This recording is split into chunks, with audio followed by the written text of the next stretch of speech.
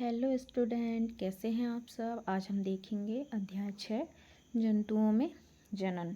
ठीक है, तो ये है 8th ग्रेड अभ्यास पुस्तिका कक्षा 8 विषय विज्ञान का। ठीक है, तो हम देखते हैं अध्याय 6 में क्या दिया हुआ है।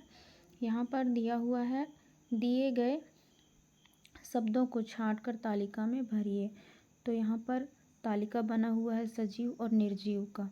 ठीक है, और इस साइड को एक गोल आकृति में के अंदर पेड़, लकड़ी, कुर्सी, टेबल, पेन, कोयल, मनुष्य, मुर्गी और खिड़की ये लिखा हुआ है। ठीक है, तो इनमें से आपको छांट के सजीव और निर्जीव को लिखना है। ठीक है, तो आप देखकर तालिका को भर सकते हैं। अब हम देखते हैं आगे दिया हुआ है, आपने इन वस्तुओं को किस आधार पर सजीव निर्जीव की श्रेणी में वर्गीकृत किया, उसके सामने सही व गलत का निशान लगाओ। ठीक है, तो यहाँ पर आप देख के इसको भी भर सकते हैं, इस तालिका को भी। ठीक है, अब बढ़ते हैं अगले चरण की ओर। इसमें देख सकते हो, चलो देखें कौन कौन जंतुओं के बच्चों से परिचित हैं, जंतुओं के बच्चे से कौन कौन परिचित हैं, इस सारणी को पूर्ण करने का प्रयास करें। ठीक है, तो इधर तालिका में लिखा हुआ है जंतु और एक साइड लिखा हुआ है बच्चे या अंडा। ठीक है, तो कौन सा जंतु बच्चे पैदा करता है और कौन सा जंतु अंडे देता है। ठीक है, तो इसके बारे में हमको यहाँ पर देखना है। तो यहाँ पर एक साइड लिखा हुआ है मनुष्य, बिल्ली, कुत्ता, तितली, मुर्गी, गाय और यहाँ पर लास्ट में है मेढक। ठीक है, तो आपको ये देख के भर देना है यहाँ पर कि कौन सा जंतु बच्चे देता है और कौन सा जंतु अंडे। ठीक है, अब बढ़ते हैं हम अगले प्रश्न की ओर, जो कि अभ्यास का पहला प्रश्न है। सही विकल्प के आगे सही का निशान लगाइए। तो यहाँ पर पहला प्रश्न दिया हुआ है, जीवों के उत्तरजीविता में निरंतरता बनाने के लिए जनन का विशेष महत्व है। निम्न में से कौन सी विशिष्टता सही है। तो यहाँ ऑप्शन दिया हुआ है, सभी जंतु केवल अंडे देते हैं, सभी जंतु केवल बच्चे ही देते हैं, कुछ जंतु अंडे देते हैं और कुछ जंतु बच्चे को जन्म देते हैं। तो यहाँ पर ऑप्शन दिया हुआ है, तो इनमें से आपको यहाँ छांट के लिखना है। तो इसका जो सही आंसर है वह हो जाएगा कि ऑप्शन सी, केवल कथन तीसरा। ठीक है, तो तीसरे में यहाँ दिया हुआ है कुछ जंतु अंडे देते हैं और कुछ जंतु बच्चे को जन्म देते हैं। ठीक है, तो ये आपका ऑप्शन सी सही हो जाएगा। अब हम बढ़ते हैं अगले प्रश्न की ओर, जो कि दिया हुआ है जरायुज जंतुओं के सही समूह को पहचानिए। तो यहाँ ऑप्शन दिया हुआ है, ऑप्शन ए गाय, कुत्ता, बिल्ली, ऑप्शन बी मेढक, गाय, बकरी, ऑप्शन सी मेढक, मछली, मगरमच्छ, ऑप्शन डी जेलीफिश, मछली और बिल्ली। तो इसका जो ऑप्शन है वह हो जाएगा ऑप्शन ए गाय, कुत्ता और बिल्ली, जो कि बच्चे को जन्म देते हैं, ना कि अंडे। ठीक है, अब हम देखते हैं अगला प्रश्न है, मछली और मेढक एक साथ सैकड़ों अंडे देते हैं क्योंकि ऑप्शन ए अंडे तथा शुक्राणु निरंतर जल की गति, वायु एवं वर्षा से प्रभावित होते रहते हैं, ऑप्शन बी है जलाशयों के अन्य जंतु इन अंडों का भोजन करते हैं, ऑप्शन सी है अंडों का बड़ी संख्या में उत्पन्न होना आवश्यक है ताकि उनमें से कुछ में निषेचन सुनिश्चित हो सके। तो इसका जो आंसर है वह हो जाएगा ऑप्शन ए भी सही होगा, ऑप्शन तीसरा भी सही होगा। तो इसका जो ऑप्शन है वह ऑप्शन सी सही हो जाएगा, कथन ए व बी, मतलब कथन एक और व 3 में सही आंसर है। ठीक है, तो इसका जो आंसर है वह हो जाएगा ऑप्शन सी। ठीक है, अब हम बढ़ते हैं अगले प्रश्न की ओर, जो कि दिया हुआ है, बूझों ने एक पोखर में कुछ अंडे देखे जो कवच से ढके नहीं थे, बहुत कोमल व जेली की एक परत के साथ थे। ये अंडे किस जानवर के थे। तो यहाँ ऑप्शन दिया हुआ है, मुर्गी है, मेढक है, यीस्ट है और कौवा। तो इसका जो सही आंसर है वह हो जाएगा ऑप्शन बी मेढक। ठीक है, अब हम बढ़ते हैं अगले प्रश्न की ओर। यहाँ दिया हुआ है परख नली शिशु का विकास होता है। तो यहाँ ऑप्शन दिया हुआ है, ऑप्शन ए परख नली में, ऑप्शन बी प्रयोगशाला में, ऑप्शन सी मादा के शरीर में, ऑप्शन डी नर के शरीर में। तो इसका जो सही आंसर है वह हो जाएगा ऑप्शन सी मादा के शरीर में। ठीक है, अब हम देखते हैं प्रश्न क्रमांक दूसरा। नीचे दिए गए शब्दों का चयन कर रिक्त स्थानों की पूर्ति करें। तो यहाँ पर दिया हुआ है कोष्टक में निषेचन, जरायुज, मेढक, लैंगिक, अमीबा और मुर्गी। तो यहाँ पर आपको खाली स्थान देखकर भर देना है अच्छे से। पहले में लैंगिक, दूसरे में अमीबा, तीसरे में जरायुज, चौथे में निषेचन और पांचवें में मेढक। ठीक है, अब हम देखते हैं अगला प्रश्न जो कि अति लघुत्तरीय प्रश्न है। तो प्रश्न क्रमांक तीसरा देखते हैं। प्रश्न क्रमांक तीसरे में क्या लिखा है, भ्रूण का निरंतर विकास कहाँ होता है। तो इसका जो उत्तर है इसका उत्तर है भ्रूण का निरंतर विकास मादा जनन अंग मतलब कि गर्भाशय में होता है। ठीक है, अब हम देखते हैं अगला प्रश्न जो कि प्रश्न क्रमांक 4 है। नीचे बॉक्स में कुछ जीवों के नाम दिए गए हैं। इनमें से कुछ जीव जरायुज और कुछ अंडप्रजक। कोष्टक में यहाँ दिया हुआ है मुर्गी, मछली, चमगादड़, मधुमक्खी, मकड़ी, चिड़िया, बिल्ली, गाय, कबूतर, मोर और तितली। उपरोक्त में से चमगादड़, मधुमक्खी व मकड़ी किस प्रकार के जीव हैं। ठीक है, तो यहाँ पर आप देख सकते हैं उत्तर लिखा हुआ है चमगादड़ जरायुज है, मकड़ी अंडप्रजक है और मधुमक्खी भी अंडप्रजक है। ठीक है, अब हम देखते हैं अगला प्रश्न जो कि आपका दिया हुआ है प्रश्न क्रमांक 5 है ना। मेढक के अंडों के ऊपर सुरक्षा के लिए कवच नहीं होते, फिर भी वे पानी के भीतर सुरक्षित बने रहते हैं, ऐसा किस प्रकार होता है। तो यहाँ पर उत्तर दिया हुआ है, आप देखिए मेढक के अंडों के चारों ओर एक जेली नुमा आवरण होता है जो उन्हें पानी के भीतर सुरक्षा प्रदान करता है और उन्हें सूखने से बचाता है। ठीक है, अब हम बढ़ते हैं अगले प्रश्न की ओर जो कि आपका दिया हुआ है प्रश्न क्रमांक 6वां। जनन क्या होता है, जंतुओं में जनन की विधियां कौन कौन सी हैं। तो यहाँ पर उत्तर देख सकते हैं आप, जनन वह प्रक्रिया है जिसके द्वारा जीव अपनी संख्या बढ़ाते हैं। जंतुओं में जनन की 2 विधियां होती है, लैंगिक जनन और अलैंगिक जनन। ठीक है, अब बढ़ते हैं अगले प्रश्न की ओर जो कि दिया हुआ है प्रश्न क्रमांक यहाँ पर 7 दिया हुआ है। अमीबा में द्विखंडन विधि द्वारा जनन होता है, यह विधि लैंगिक जनन है या अलैंगिक जनन, स्पष्ट कीजिए। तो उत्तर देखिए, अमीबा में द्विखंडन विधि द्वारा जनन अलैंगिक जनन है जिसमें एक कोशिका 2 समान कोशिकाओं में विभाजित हो जाती है। ठीक है, तो ये हो गया आपका प्रश्न क्रमांक 7 का उत्तर। अब देखिएगा लघुत्तरीय प्रश्न दिया हुआ है जो कि प्रश्न क्रमांक 8 से स्टार्ट होता है।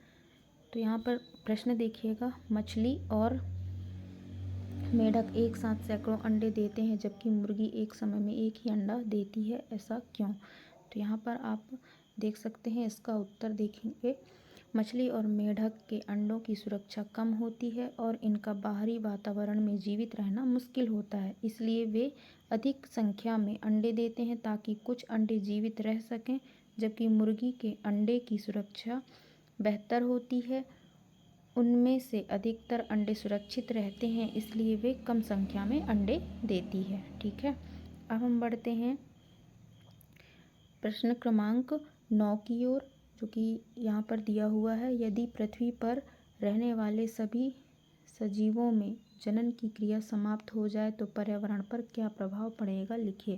तो इसका जो उत्तर है वह देखिएगा, यदि सभी जीवों में जनन क्रिया समाप्त हो जाए तो धीरे धीरे उनकी संख्या घट जाएगी और अंततः वे विलुप्त हो जाएंगे, जिससे पर्यावरण में असंतुलन उत्पन्न होगा और पृथ्वी पर जीवन समाप्त हो जाएगा। ठीक है, तो ये हो गया आपका प्रश्न क्रमांक 9 का उत्तर। अब हम बढ़ेंगे आगे, आपका यहाँ पर दिया हुआ है प्रश्न क्रमांक 10। तो इसका प्रश्न देखते हैं, लैंगिक जनन तथा अलैंगिक जनन में अंतर।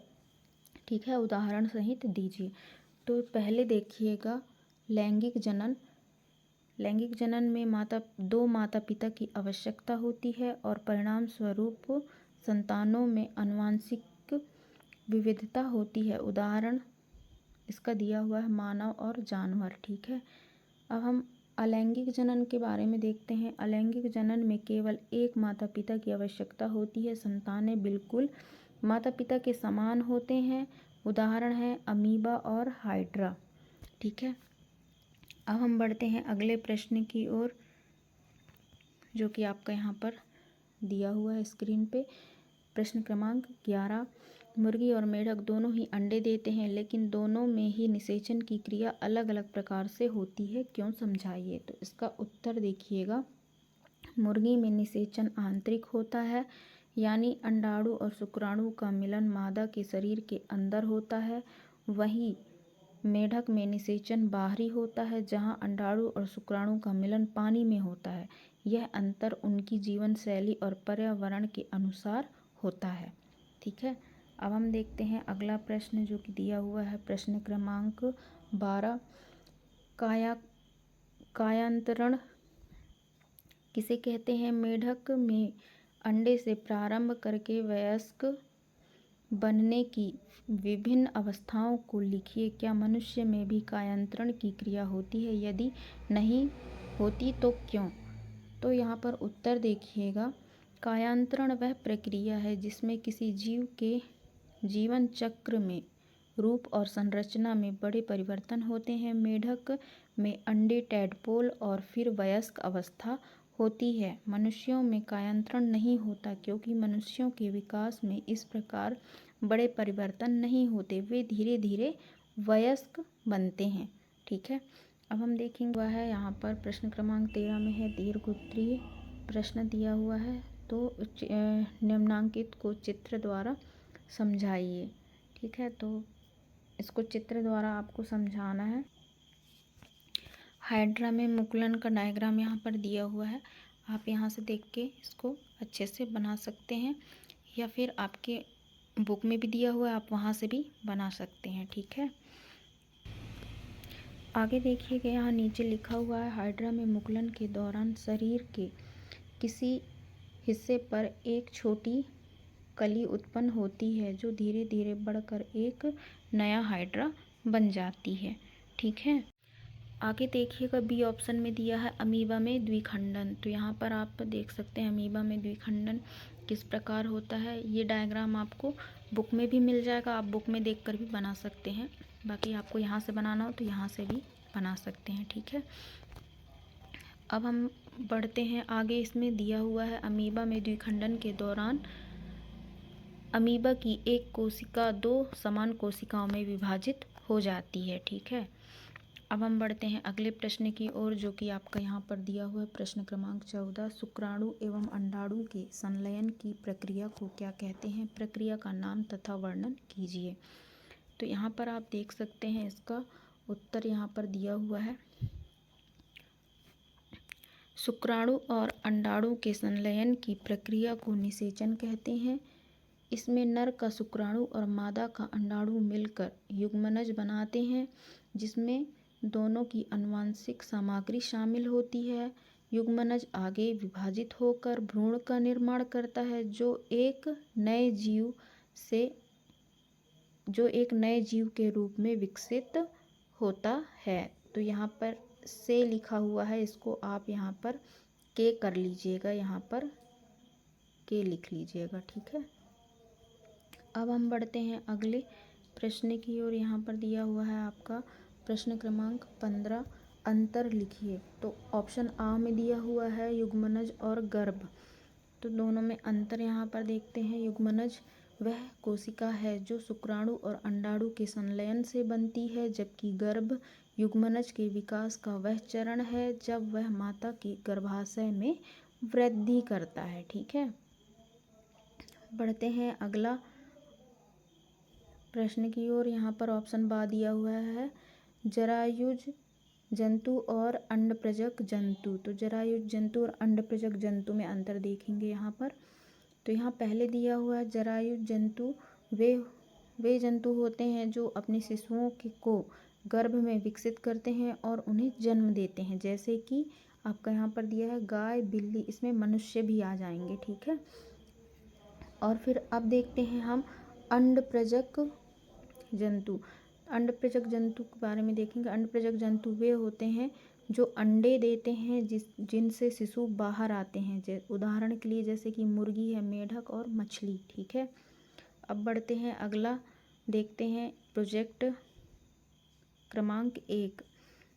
आपने आसपास के कम से कम 10 जंतुओं का अवलोकन करिए तथा उनको जरायुज एवं अंडप्रेजक जंतुओं में वर्गीकृत सारणी में भरिए। तो यहाँ पर सारणी बनी हुई है, यहाँ पर लिखा हुआ है, आप देख सकते हैं। मुर्गी, गाय, बिल्ली, कुत्ता है, फिर कबूतर है, मेढक है, मछली है, शार्क है, बकरी है, छिपकली है, ठीक है। तो इनमें से आपको देख के लिख देना है जरायुज जंतु कौन सा है और अंडप्रेजक जंतु कौन सा है, ठीक है।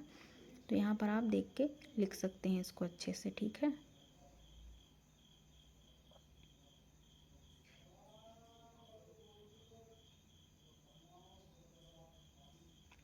अब हम बढ़ते हैं अगला, देखते हैं यहाँ पर ऑप्शन बा में दिया है हाइड्रा में मुकुलन एवं अमीबा में द्विखंडन के चित्र को ड्राइंग शीट पर बनाकर कक्षा में प्रदर्शित करें। तो यहाँ पर हाइड्रा में मुकुलन का डायग्राम बना हुआ है, ये आप यहाँ से देख के भी बना सकते हैं और अपने बुक से भी आप देख के बना सकते हैं, ठीक है। अब हम देखते हैं यहाँ पर अमीबा में द्विखंडन का भी डायग्राम यहाँ पर आप देख सकते हो। यहाँ से भी आप बना सकते हो और बुक से भी बना सकते हो, जैसा कि मैंने बताया आपको बुक में भी ये दिया हुआ है, ठीक है। अब हम देखते हैं प्रोजेक्ट क्रमांक 2। तो यहाँ पर आप प्रोजेक्ट क्रमांक 2 में देख सकते हैं, यहाँ पर तालिका बना हुआ है और दिवसों के नाम दिए हुए हैं। तो यहाँ पर आप ये सब देख के भर सकते हैं, ठीक है। और ये हमारा अध्याय अब यहाँ पर समाप्त होता है। और भी वीडियो अगर देखना हो आपको तो आप प्लेलिस्ट में जाके देख सकते हैं और चैनल को सब्सक्राइब भी करिएगा और दोस्तों को अपने शेयर भी करिएगा, क्योंकि बहुत से बच्चे ऐसे होते हैं जिनको प्रश्नोत्तर नहीं मिल पा रहे हैं, ठीक है। इसलिए शेयर करिएगा और वीडियो को लाइक भी करिएगा, ठीक है। धन्यवाद।